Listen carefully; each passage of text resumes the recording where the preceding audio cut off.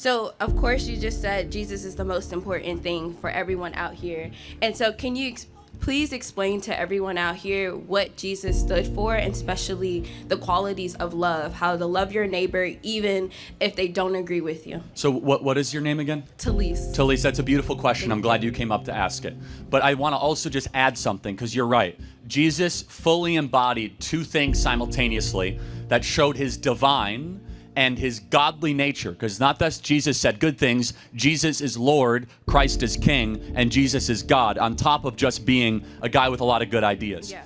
So John 8, if I'm drawing from memory correctly, best embodies both Christ's mercy and love, but also his commitment to truth. And sometimes in the modern gospel, we overemphasize the grace and we underemphasize the truth. Yeah.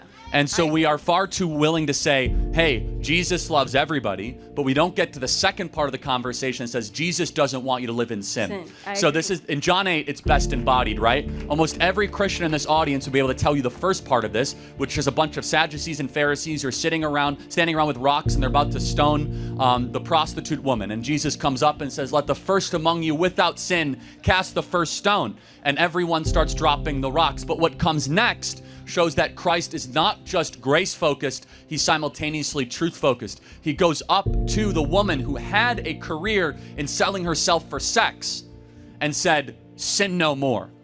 Now, imagine today how much trouble you would get in if you would go up to somebody and say, stop sinning. Oh, you're being too judgmental. No, you're actually being Christ-like. So Jesus stood, he was 100% grace and truth. And that tension is very hard in a modern world, because we want to overemphasize grace when in reality Christ loves us too much to have us continue to live in sin. He wants us to try to elevate our actions to glorify God in all that we do.